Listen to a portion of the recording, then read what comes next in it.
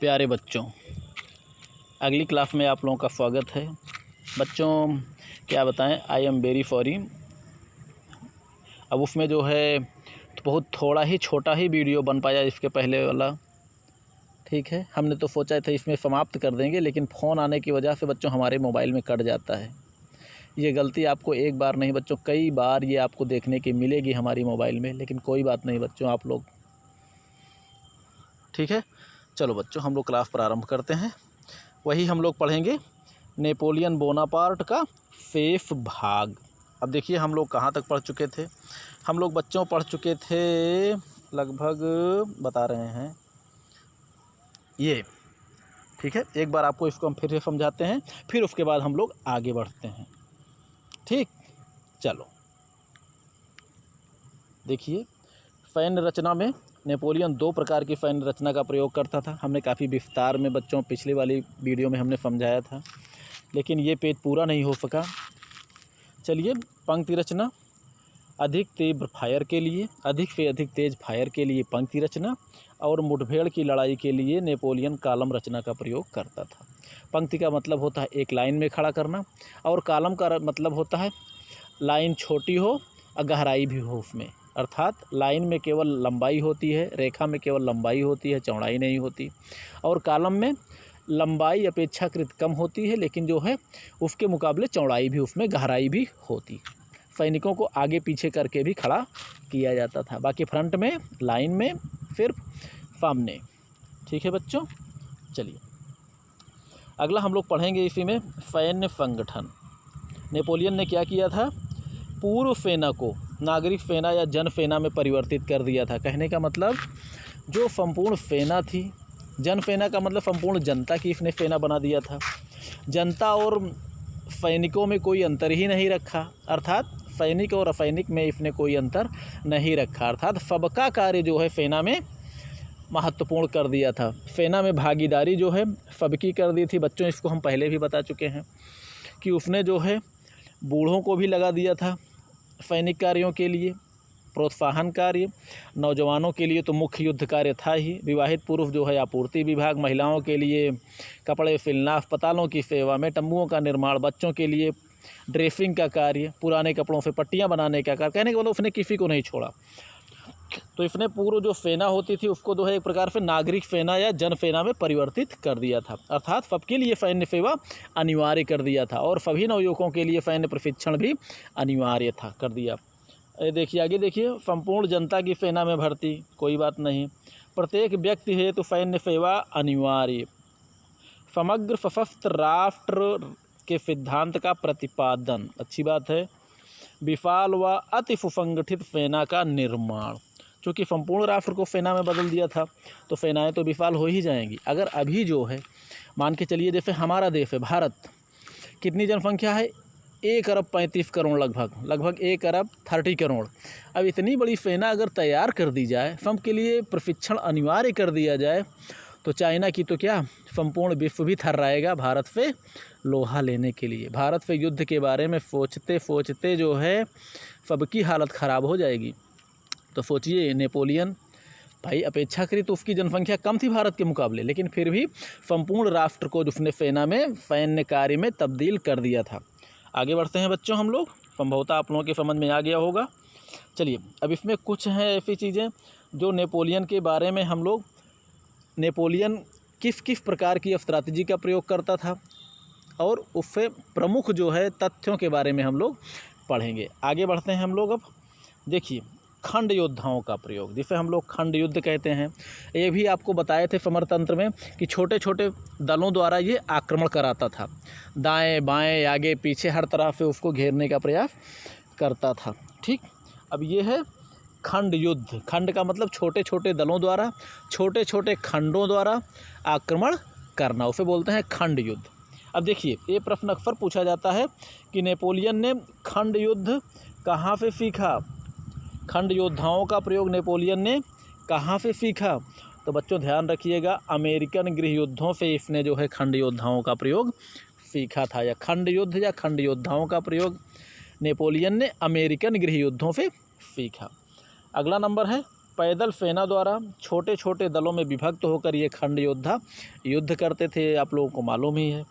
और खंड योद्धा किसी आड़ के पीछे रहकर मुख्य सेना से दूर रहकर ये जो है क्या करते थे, दूर से ही ये फायर करते थे।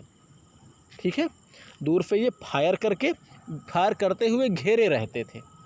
ठीक है बच्चों, चलिए इनका कार्य क्या होता था। खंड योद्धाओं का मुख्य कार्य देख लीजिए, मुख्य सेना की रक्षा करना, अर्थात छिटपुट आक्रमण करके द्वारा शत्रुओं का ध्यान भटकाना ताकि मेन स्थान पर शत्रु अटैक ना करने पाए।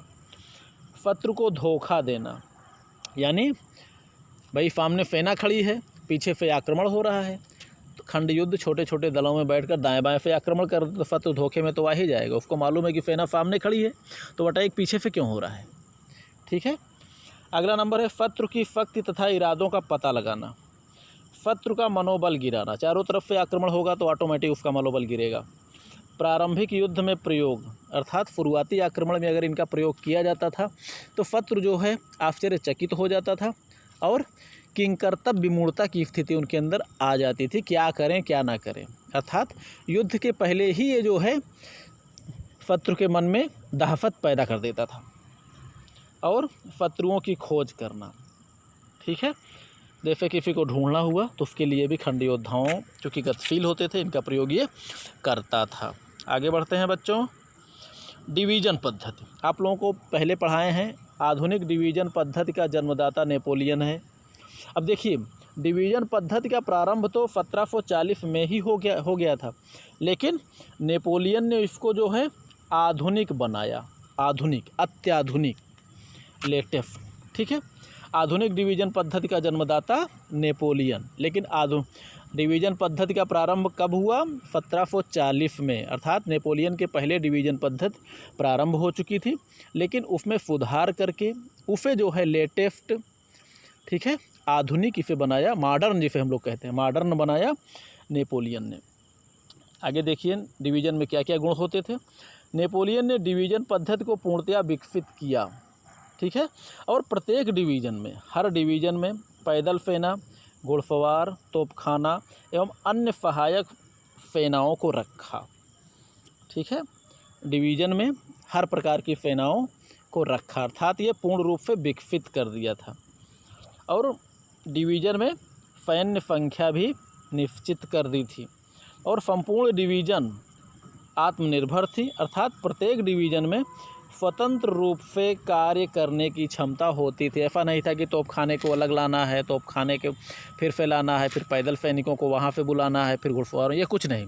इन्होंने डिवीज़न में हर प्रकार की सेनाओं को, तोपखाना, घुड़सवार सेनाओं को निश्चित कर दिया था। अर्थात अगर ज़रूरत पड़ती थी एक डिवीज़न की तो उसके साथ में उसके तोपखाने, उसकी जो है घुड़सवार, उसके पैदल सैनिक सभी जो है युद्ध के लिए निकल पड़ते थे। ठीक है बच्चों, चलिए आगे बढ़ते हैं हम लोग। और इधर देखिए, डिवीज़न पद्धति पे सेनाओं की गतिशीलता बढ़ गई। सेनाओं चूँकि छोटी डिवीज़नों में बटे थे तो उनकी गति जो है बढ़ गई। और डिवीज़न पद्धति पे शत्रु पर विभिन्न दिशाओं में आक्रमण करना संभव हुआ और डिवीज़न पद्धति के द्वारा ही लघु समर तंत्र का भी प्रयोग ये करता था, यानी छोटी छोटी युद्ध कलाओं का प्रयोग ये करता था। अर्थात प्रत्येक डिवीज़न, हर डिवीज़नों को अलग अलग क्षेत्र बांट देता था, तो सभी अपने अपने तोपखाने से, अपने अपने जो है घुड़सवारों को लेकर हर दिशाओं से जो है ये शत्रु पर आक्रमण करते थे। ठीक है बच्चों, ये लघु समर तंत्र का प्रयोग, अर्थात इकट्ठे जो है संपूर्ण सेना को भीड़ बनाकर खड़ा करना नेपोलियन के समर तंत्र में नहीं था। आगे बढ़ते हैं बच्चों, गतिशीलता ये प्रमुख चीज़ है। इसमें जो पहला वाक्य है बहुत ही महत्वपूर्ण है। नेपोलियन की सेना की गतिशीलता थी 1 मिनट में 120 कदम। अब बच्चों आप लोग चल के देखिए, क्या 120 कदम आप लोग 1 मिनट में चल लेते हो? अगर आप लोग चल लेते हैं तो समझ लीजिए कि सामान्य गति है। अगर आप लोग नहीं चल पाते हैं तो सोच लीजिए कि उसकी सेना की गति जो थी वो आप लोगों से तेज़ है, बेहतर है। ठीक है, सेनाएँ विभक्त होकर कई मार्गों पर एक साथ चलती थी और नेपोलियन समय को ज़्यादा महत्व देता था। देखिए युद्ध में चूँकि वैसे भी समय का अत्यंत महत्व कुछ ज़्यादा ही होता है, समय युद्ध में महत्वपूर्ण होता है। ठीक, बहुत से युद्ध ऐसे लड़े हैं जो समय के महत्व को ना समझने के कारण बड़ी बड़ी सेनाएं जो है पराजित हो चुकी हैं। ठीक है बच्चों।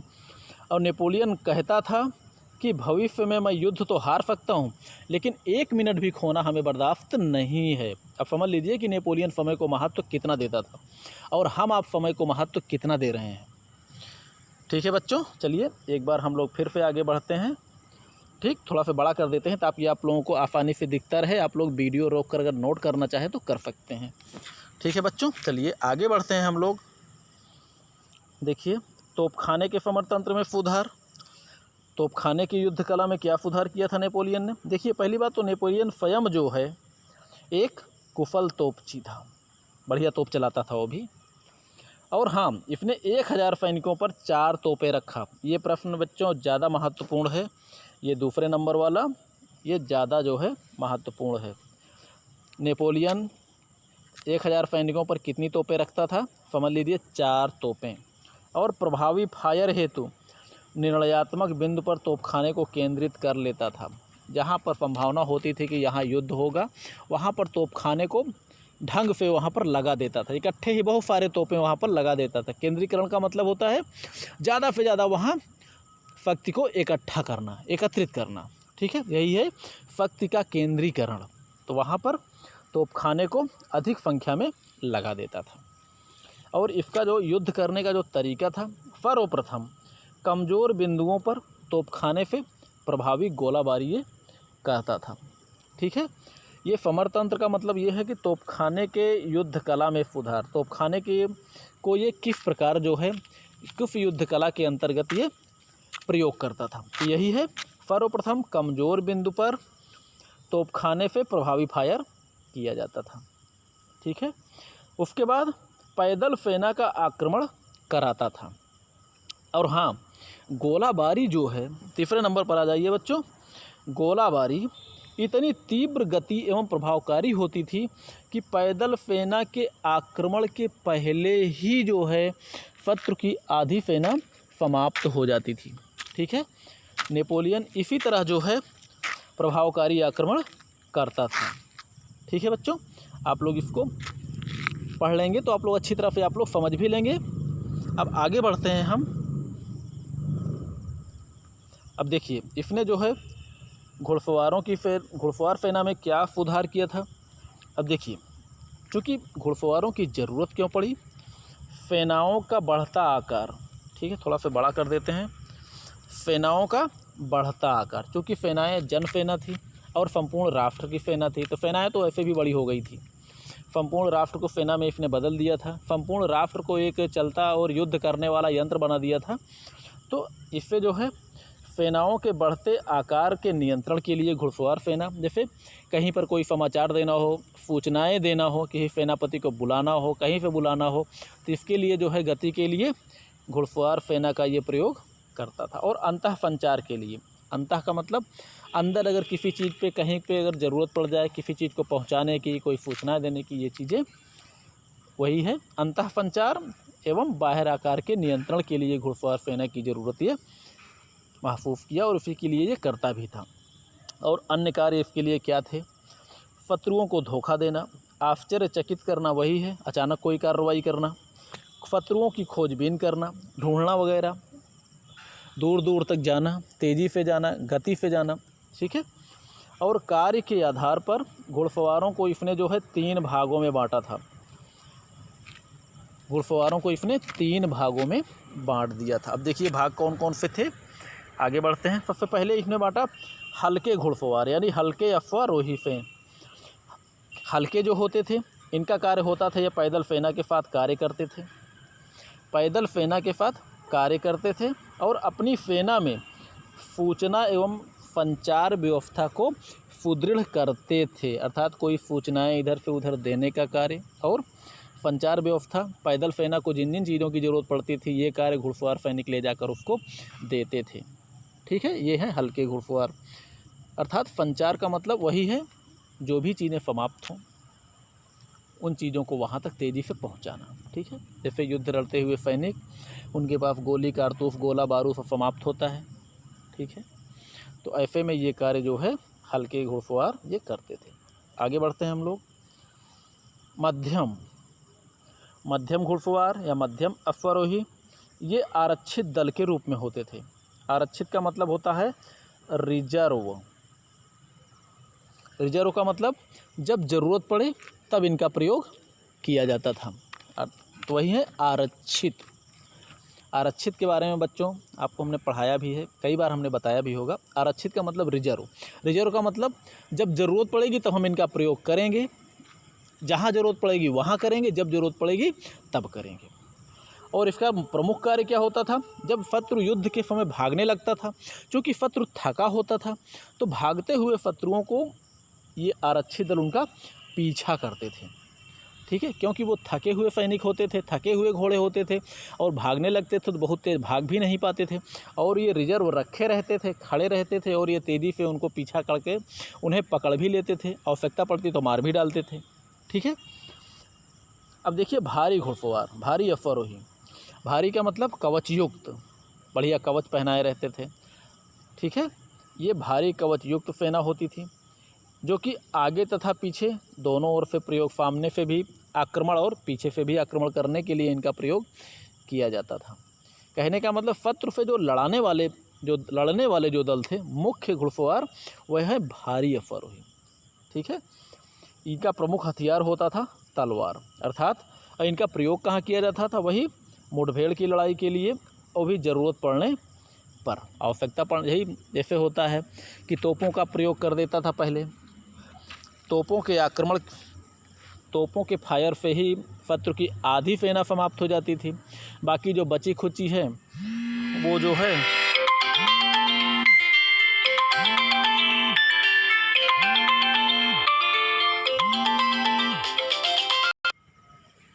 ठीक है बच्चों, कहने का मतलब भारी घुड़सवार जो होते थे ये भारी एवं कवच युक्त होते थे, आगे और पीछे दोनों से इनसे आक्रमण कराया जाता था।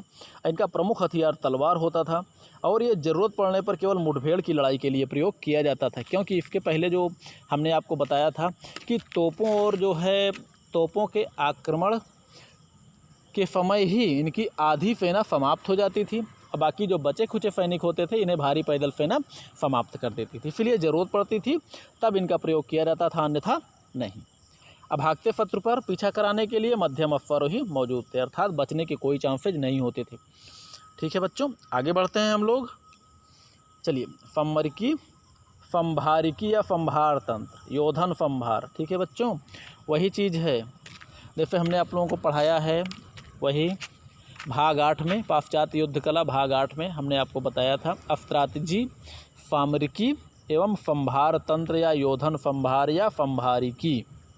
ठीक है, वही चीज़ है, अर्थात युद्ध का खर्च, युद्ध में कैसी व्यवस्था, जो व्यवस्था का कार्य होता है वो है युद्ध का खर्च, युद्ध का वाहन, युद्ध का मैनेजमेंट।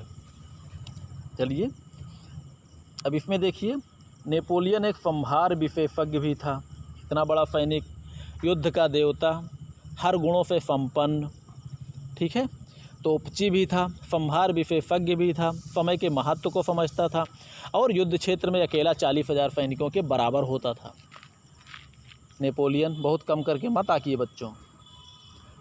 इसने नेपोलियन का प्रमुख कथन, सेना पेट के बल चलती है। बच्चों ये प्रश्न कई बार पूछा गया है, इतना ध्यान दीजिएगा। संभार विशेषज्ञ तो था ही, ये जो कथन है सेना पेट के बल चलती है, ये कथन किसका है? ये महत्वपूर्ण कथन किस सेनाध्यक्ष का है या किस सम्राट का है? तो बच्चों ध्यान दीजिएगा, ये कथन है नेपोलियन का। ये आप लोगों के प्रश्न में जब से ऑब्जेक्टिव हुआ है लगभग हर वर्ष पूछा जाता है, चाहे बैक पेपर में चाहे मेन पेपर में। ठीक है बच्चों, और इसमें देखिए, नेपोलियन समय एवं दूरी का हिसाब लगाकर मार्च का आदेश देता था, ताकि चूँकि जिस दिन युद्ध करना हो दूरी को उसने अंदाज़ा लगा लिया और ये समझ लिया कि हमको 2 दिन लगेंगे, 3 दिन लगेंगे, ताकि पहुंचने के बाद इनको ज़्यादा रुकना ना पड़े, क्योंकि सैनिकों को अगर रुकना पड़ता है तो उनके लिए खर्च उनका ज़्यादा हो जाता है। और इस व्यवस्था इसी प्रकार करता था कि रुकने के पहले, अर्थात जैसे पहुँचे थोड़ी सी तो फौज आराम करे, उसके बाद तुरंत अपनी कार्रवाई करे और वापस आ जाए। ठीक, और यही वजह थी नेपोलियन की सेना एक निश्चित समय पर अपनी डिवीज़नों के साथ युद्धभूमि में पहुंचकर शत्रु पर आक्रमण करती थी। ठीक, ज़्यादा समय आने और जाने का हिसाब लगाकर ये सेना को कूच कराता था और वहाँ ज़्यादा दिन तक अगर रुकना नहीं पड़ता था और तुरंत अपना कार्य करके आक्रमण करे और तुरंत वो वापस आए। ठीक है बच्चों, चलिए आगे बढ़ते हैं हम लोग। महान समरतंत्र। ठीक है, महान समरतंत्र। थोड़ा से चलो, महान समरतंत्र इसको बोलते हैं ग्रैंड स्ट्रेटजी। ठीक है बच्चों, ग्रैंड स्ट्रेटजी, महान समरतंत्र। इसने महान समरतंत्र में क्या किया था, इसके बारे में बच्चों आपको थोड़ा सा कम समझ में आएगा, लेकिन वही है, ये युद्ध कला से संबंधित है। ठीक है, ग्रैंड टैक्टिक्स जिसे हम लोग बोलते हैं, महान युद्ध कला, जिसको आप लोग देख लीजिए। इसमें महानता उसकी क्या थी। पहली बात उसने जो किया था, विशाल सेनाओं को अनेक डिवीज़नों में बांटा था। पहला कार्य, यानी सेना की बड़ी इकाई ये नहीं है कि संपूर्ण राष्ट्र एक ही हाथ में रहे। उसने जो है डिवीज़नों में बांट दिया था और डिवीज़न कमांडरों को डिवीज़न की सत्ता सौंप दी थी। और इसने देखिए छोटी छोटी इकाइयों में विभक्त करके विभिन्न दिशाओं से प्रस्थान कर अचानक पूर्व निर्धारित योजना से अंतर्गत आक्रमण, वही है बच्चों मार्च डिवाइडेड एंड फाइट यूनाइटेड। आप लोगों को हमने पढ़ाया है सिकंदर के युद्ध कला में। मार्च डिवाइडेड एंड फाइट यूनाइटेड दो सेनाध्यक्ष प्रयोग करते थे। इसमें जो है पहला है सिकंदर और दूसरा है नेपोलियन। ठीक है बच्चों, जैसे तिर्यक समरतंत्र दो सेनाध्यक्ष प्रयोग करते थे, सिकंदर और फ्रेडरिक महान, ऐसे ही मार्च डिवाइडेड एंड फाइट यूनाइटेड समरतंत्र दो सेनाध्यक्ष प्रयोग करते थे। पहला नंबर सिकंदर और दूसरा है नेपोलियन। ठीक बच्चों, युद्ध का विभक्त होकर बढ़ो और केंद्रित होकर लड़ो। ठीक है, और सिकंदर की जो ये दूसरे नंबर की दूसरा जो नंबर है बच्चों, नेपोलियन क्या बोलते हैं, रुको, हाँ, ये जो दूसरे नंबर पे है कि छोटी छोटी इकाइयों में विभक्त होकर विभिन्न दिशाओं से प्रस्थान करके पूर्व निर्धारित योजना के अंतर्गत आक्रमण करना, तो वही है चारों तरफ से आक्रमण करके ये एक निश्चित समय होता था, इतने समय पर आपको आक्रमण करते हुए पहुंचना है, आक्रमण के लिए इतने समय तक आपको पहुंचना है। तो उतने समय ये लगभग निश्चित समय और दूरी का पूर्णतः हिसाब लगा लेता था। ये बहुत ही विशेषज्ञता, तभी इसको युद्ध का देवता कहा जाता था। अब देखिए, नेपोलियन को कहा जाता है युद्ध का देवता, यहाँ सचिन तेंदुलकर को कहा जाता है क्रिकेट का देवता। भारत का सबसे बड़ा भारत का नहीं बेटा, ये थे तो विश्व का सबसे बड़ा बल्लेबाज माना जाता है सचिन तेंदुलकर को, यानी क्रिकेट का भगवान और युद्ध का भगवान। ठीक है, क्रिकेट का भगवान सचिन तेंदुलकर और युद्ध का भगवान नेपोलियन। चलो बच्चों, हम लोग आगे बढ़ते हैं, हमारे विचार इसके बाद समाप्त भी है। चलिए, नेपोलियन के बारे में महत्वपूर्ण कथन। बच्चों देखिए, पहले जनरल डी.के. पालित ने क्या कहा है। इन्होंने कहा है कि युद्ध कला के विद्यार्थियों को स्ट्रैटेजी, सामरिकी या समरतंत्र तथा नेतृत्व कला के संबंध में जितनी शिक्षा नेपोलियन के युग से मिलती है, उतनी किसी और युग से नहीं मिलती। ठीक है बच्चों, ये चीज़ पूछा जा सकता है कि ये कथन किसका है। ठीक है, इनमें आपका तीनों जो है कथन, आप लोग ज़रा इसको याद कर लीजिएगा, इसलिए कि इन तीनों कथनों में से एक दो तो आ ही जाता है। जैसे अंग्रेज सेनापति वेलिंगटन और मार्शल ब्लूफर ने भी ये कहा था कि नेपोलियन युद्ध क्षेत्र में 40,000 सैनिकों के बराबर होता था। ठीक है, ये कथन सेनापति वेलिंगटन वही जिन्होंने नेपोलियन को बंदी बनाया था, और ये सेनापति जर्मनी के सेनापति थे मार्शल ब्लूफर।